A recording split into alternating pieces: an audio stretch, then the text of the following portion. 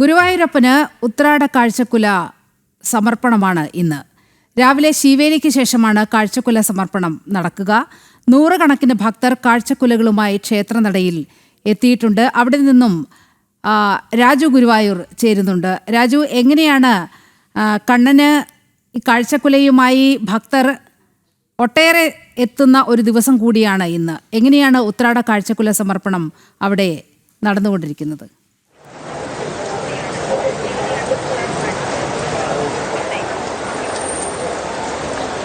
നീലിമ, കൃഷ്ണരാജ്, ഓണാശംസകൾ. ഇന്ന് ഇവിടെ അഭൂതപൂർവമായ തിരക്കാണ് ഇപ്പോൾ അനുഭവപ്പെട്ടുകൊണ്ടിരിക്കുന്നത്. രണ്ട് കാര്യങ്ങളാണുള്ളത്. ഇന്ന് ഏറ്റവും പ്രധാനപ്പെട്ട ചടങ്ങാണ് ഭഗവാനെ കാഴ്ചക്കുല സമർപ്പണം എന്നുള്ളത്. അതുകൂടാതെ തന്നെ ഇന്ന് 105ഓളം വിവാഹങ്ങൾ നടക്കുന്നുണ്ട്. ഇതിന്റെ ഒക്കെ തിരക്കിൽ വലിയ തിരക്കാണ് ഗുരുവായൂർ ക്ഷേത്രത്തിൽ ഇപ്പോൾ നടന്നുകൊണ്ടിരിക്കുന്നത്.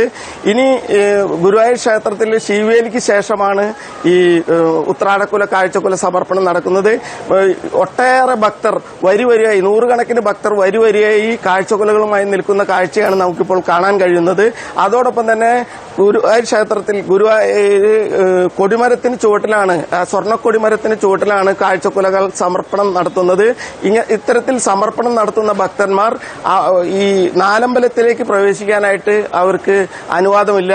അവിടെ ഭഗവാനെ കാഴ്ചക്കുല സമർപ്പിച്ച ശേഷം അവർക്ക് ഒന്നുകിൽ തെക്കേ തിടപ്പള്ളി വഴി പുറത്തേക്ക് കടന്നു പോകാം, അതല്ലെങ്കിൽ അവിടുന്ന് അതുപോലെ തന്നെ അകത്തേക്കും കടന്നു വരാനുള്ള സൗകര്യങ്ങൾ ഒരുക്കിയിട്ടുണ്ട്. മേൽശാന്തി ശീവേലിക്ക് ശേഷം മേൽശാന്തി ഗുരുവായൂരപ്പനെ കാഴ്ചക്കുല സമർപ്പിച്ചു.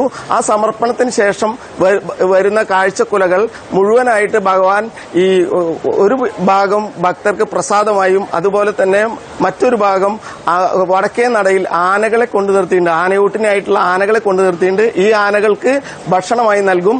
അതോടൊപ്പം തന്നെ ബാക്കി വരുന്ന കാഴ്ചക്കുലകളെല്ലാം തന്നെ ഭക്തർക്ക് ലേലം ചെയ്ത് വിൽക്കുന്ന ഒരു നയമാണ് ഇതുവരെ തുടർന്നു വരുന്നത്. അത്തരത്തിലാണ് ഈ കാഴ്ചക്കുലകൾ സമർപ്പണം നടത്തി വരുന്ന കാഴ്ചക്കുലകൾ ഭക്തർക്കായി നൽകിക്കൊണ്ടിരിക്കുന്നത്.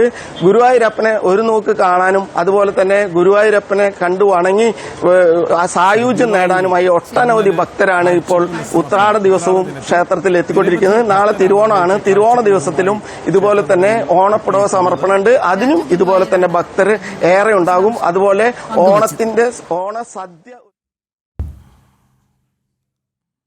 ശരി, അവിടെ മഴയുണ്ട്, പക്ഷേ വലിയ തിരക്കാണ്. കാരണം കാഴ്ചക്കുല സമർപ്പണം നടക്കണം. വലിയ തിരക്കാണ് ഗുരുവായൂരിലും അനുഭവപ്പെടുന്നത്.